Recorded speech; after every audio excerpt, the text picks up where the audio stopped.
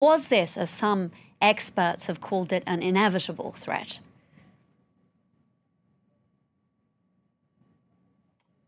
Well, I'm not at all surprised that it happened. This area is known for having radicals.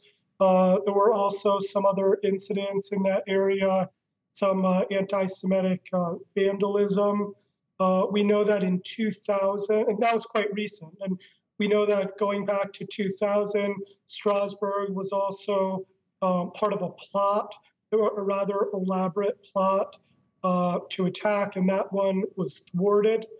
And then other sort of related Christmas settings have been actually attacked in Europe relatively recently, within the past couple of years, like the one in Germany.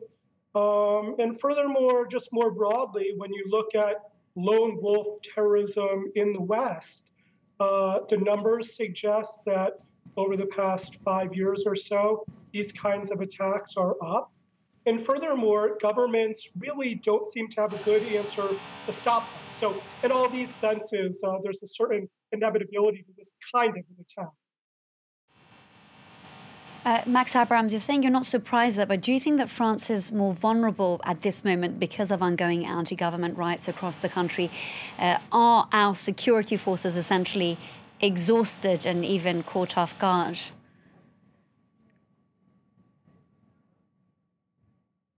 I understand the question. It is interesting to think about the relationship between the protests and the terrorist attacks. For now, I would say that they're separate. I don't think that the protests, for example, induced the terrorist attacks. I think that they would have happened quite separately. There are other connections, though. For example, my understanding is that Macron's popularity has taken a hit with the protests, where by contrast, when there's a terrorist attack in a country, it tends to strengthen the hand of the executive. There tends to be a rally around the flag effect. And so in that sense, Macron may benefit politically, which could help him against the protesters. But I think that in terms of the timing, I have no evidence to suggest that in any way they were coordinated.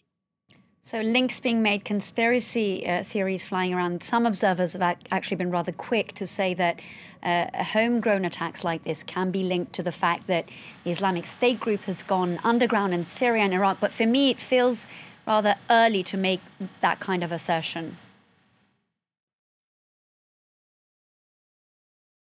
Yeah, I mean, there are always conspiracy theories surrounding terrorist attacks. For example, it's often said that the terrorist attack is a so-called false flag attack, that it wasn't actually carried out by an individual or a group, but rather it was perpetrated by the government in order to induce sort of more popular support around the executive. But these kinds of claims are just conspiracy theories. Lastly, Max, we know that the shooter, this has been confirmed by French authorities, was known to the security and intelligence community here in France. Why are we seeing attacks like this happen again and again?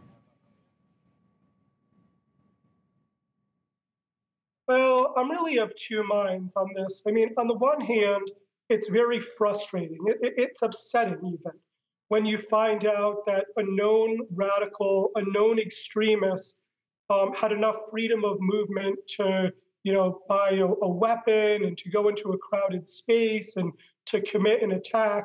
After all, that individual was flagged and put on the list for a good reason, because he is known to have some kind of a prior history, which makes him at risk for committing this sort of an attack.